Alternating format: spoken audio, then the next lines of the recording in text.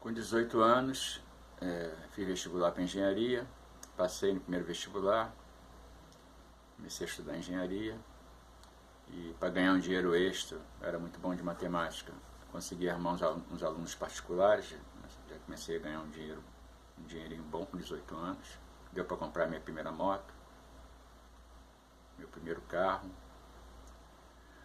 Depois tive a oportunidade de entrar na Boros, antigamente, hoje em dia se chama Unisys, né, uma empresa de fabricantes de computadores americanos. E lá fiz estágio como analista de sistema, depois me formei analista de sistema, apesar da faculdade de engenharia, eu trabalhei mais com informática a vida toda. E fui me desenvolvendo com informática. Servi exército com 18 anos, até meio que atraso da minha vida, eu estava já fazendo faculdade e foi o primeiro trambique que eu levei na vida, né? Eu não queria servir o exército para poder não parar com a faculdade e com as minhas aulas de matemática, eu estava me dando bem. E aí eu conheci um amigo que me indicou um major, que eu nem sei se era major, mas na época acreditei, que disse que ia me livrar do exército. Eu, como já estava fazendo engenharia, podia perfeitamente ter me cadastrado no CPOR, eu serviria como aluno, tenente, né? Quando terminasse o período obrigatório do exército, eu sairia tenente da reserva. Era o ideal para mim. Eu tinha instrução para isso. Mas caí na conversa desse major, ele falou, não fala que você tem faculdade não, fala que você faz uma prova lá dizendo que você só tem segundo grau, isso e aquilo e tal, não tem nem segundo grau, erra algumas coisas, que vão te chamar para ser soldado. Aí lá dentro, você como soldado, eu te livro, né? Eu acreditei nessa boa vontade do major, fiz do jeito que ele orientou e realmente fui aprovado como soldado. fui servir no Forte Copacabana. Quando chegou lá dentro, já que eu já estava já de uniforme, de cabelo raspado e tudo mais, até então não tinha major, não tinha se pronunciado, depois eu acabei sabendo que era trambique do major, né? Ele não fazia nada disso. E, aliás, me pediu um dinheiro, acho que R$ 1.500, não lembro qual era o dinheiro na época, eu não tinha o dinheiro, tive que servir o exército, como soldado. Mesmo assim que eu comecei a trabalhar como soldado, cheguei para o capitão da minha bateria, contei a história para ele, capitão, eu fui vítima assim, de um major que não era major, eu estou fazendo faculdade, fazendo engenharia, isso vai me atrapalhar, você não pode me livrar do exército não, porque muita gente saía, né? Assim, porque não interessava o exército. Aí o capitão olhou para mim e falou assim, quer dizer que você é universitário? Então tá bom, então você vai servir sim que eu vou te ensinar a ser homem. Eu tive que servir o exército para aprender a ser homem, ensinar a cabeça do major, né? E aí não teve jeito. Exército, mas que eu aprendi, perdi um ano de vida na faculdade, né? Perdi meu trabalho e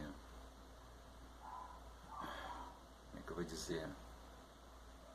Não vou entrar em detalhes aqui do sofrimento que eu passei no exército, porque esse não é o objetivo do livro, mas assim, algumas partes engraçadas, por exemplo, que eu me lembre, né?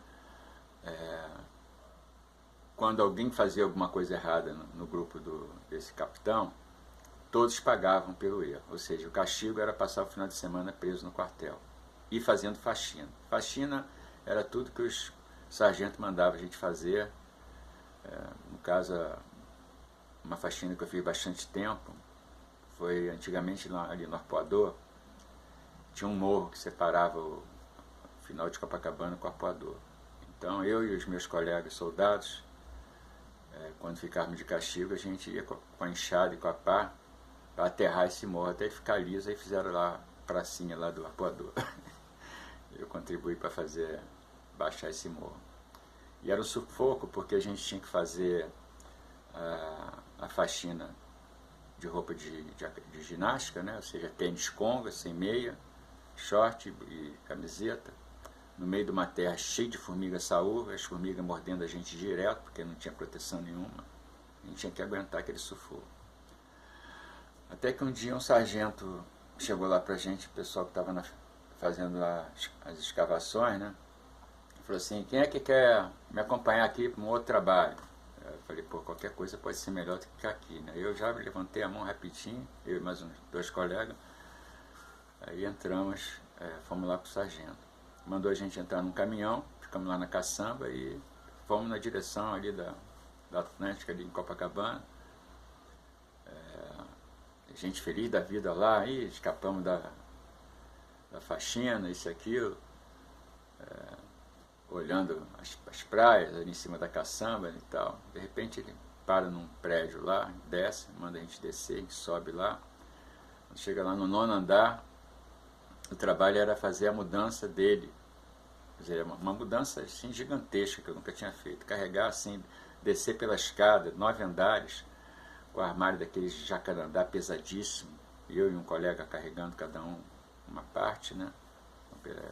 Cada um segurando uma parte do armário. Sofri muito para descer essa... Apesar que eu era forte, era lutador e tal, mas mesmo assim foi um sufoco, né? Nunca tinha feito um trabalho desse. E descemos tudo, botamos tudo no caminhão, pela escada, né? E depois, quando a gente achou que tinha acabado o serviço, tinha que descer tudo de novo para a casa do sargento. Então foi isso que aconteceu, as 2 lembranças brabas que eu tenho do Exército. A outra lembrança interessante é que eu tive alguma mordomia no Exército, porque como eu era universitário, tinha muitos tenentes lá que estavam fazendo faculdade. Eu era professor de matemática, então eu ajudava os tenentes. Aí o que acontecia? Em vez de eu ir para a Ordem Unida, ficar marchando lá, fazer aqueles exercícios, aquelas coisas todas de soldado, eu ficava no escritório fazendo os trabalhos de faculdade dos tenentes. Aí eu tive alguma mordomia usando a minha inteligência e a minha matemática, né?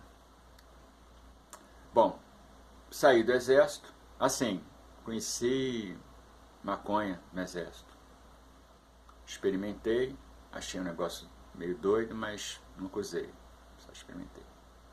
E depois eu conto mais sobre essa história de maconha na minha história, que por sinal não recomendo para ninguém, mas eu estou contando justamente para alertar as pessoas que queiram usar, que estejam usando, sobre os problemas que podem ocorrer, né?